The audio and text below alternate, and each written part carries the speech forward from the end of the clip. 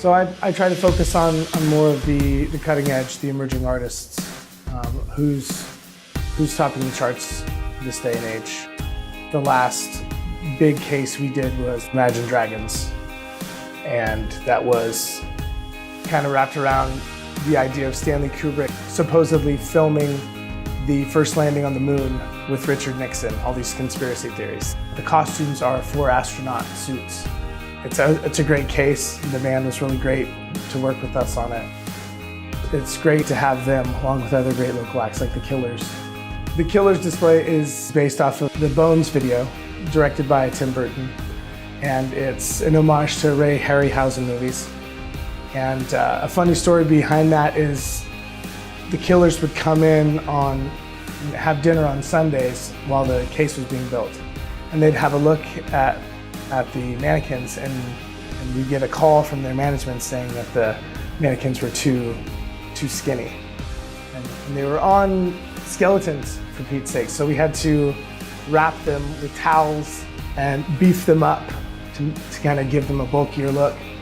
That's another great case, and that's one part I love about the front of the casino, is that it's our Vegas boys, you know?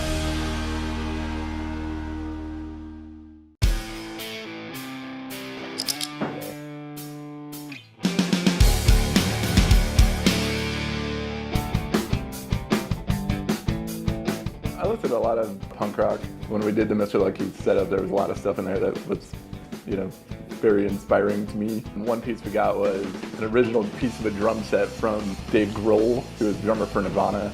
And he used to be in a band in DC called Scream, which is like an early inspiring punk rock band, one of the earlier bands. And it's got an original all-access sticker on it from the 930 Club in Washington, DC that says Nirvana on it. So I'd just be able to hold that and put it on the wall was pretty awesome. So another piece we have is the bass player for the Sex Pistols, Sid Vicious. We have an original necklace that he wore with a little padlock on it on display, which is pretty cool looking.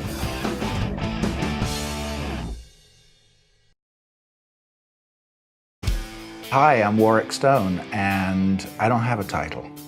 I'm just the memorabilia guy.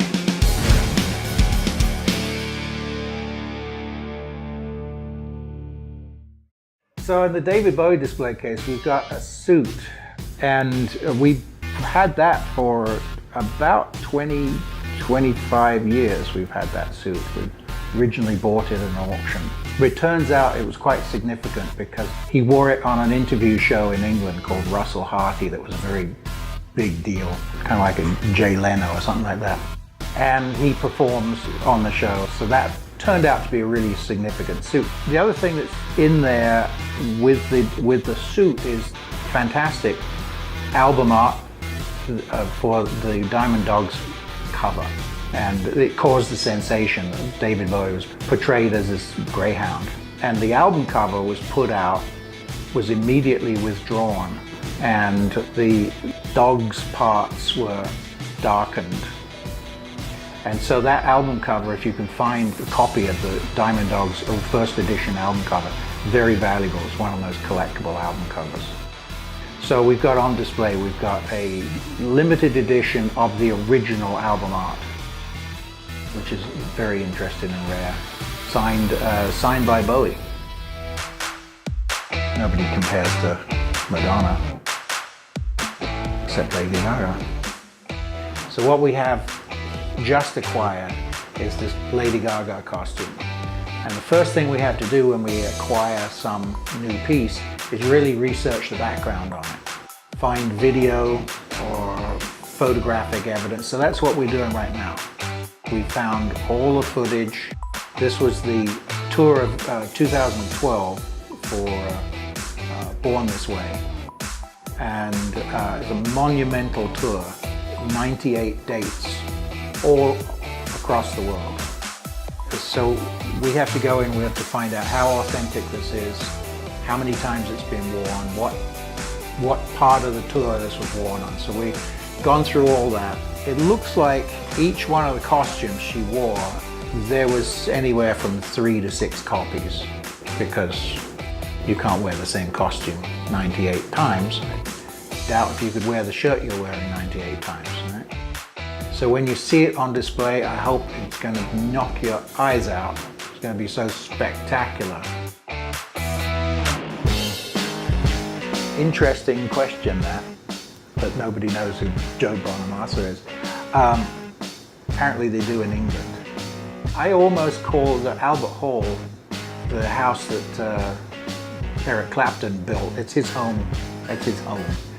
He's done, over the years, he's done 17 nights in a row, things like that at Albert Hall, which is I think 5,800 seat venue. So quite big.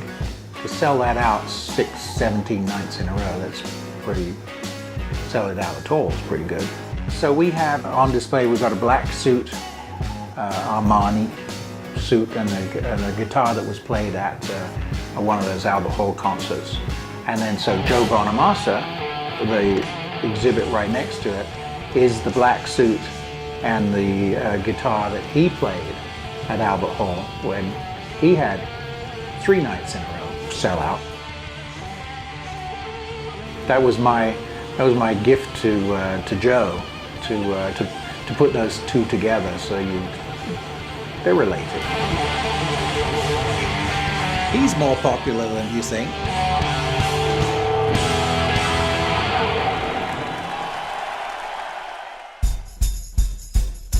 People didn't know Otis Redding, just before he was about to become a sensation with a crossover hit, his first major hit in the white market was about to happen, and it was winter time in Wisconsin, and his plane fell short of the Madison airport and went into the lake.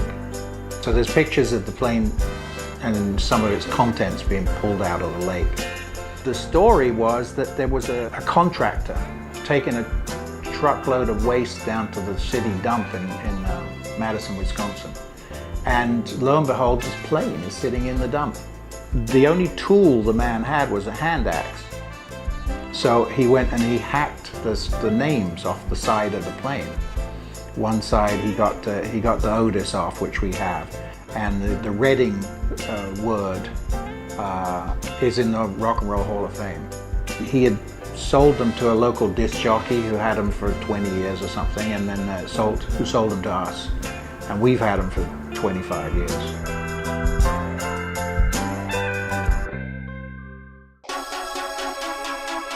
The Tupac Shakur outfit, the great thing about that is it's a local story.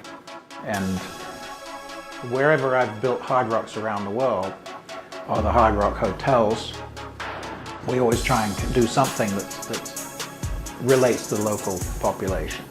And as you know, Tupac Shakur died in Las Vegas. Didn't live here, but he died here. And so the story of the day he died, he went to see the Tyson fight at the MGM Grand.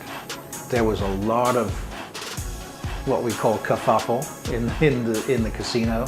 A big fight went on, and he hightailed it out of there.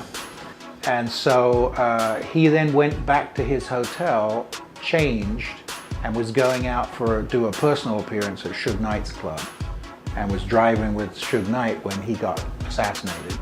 So what we have on display, which came from his family, is the outfit he went to the fights in.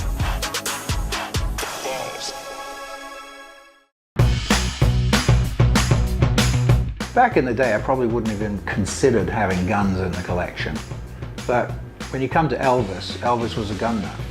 He loved America and he loved guns. And the story on that particular handgun was that he forcibly gave it to his doctor to carry in his little doctor's bag when he was bringing Elvis his pill supply, because he didn't want him to go unarmed carrying that many pills. Cautionary tale.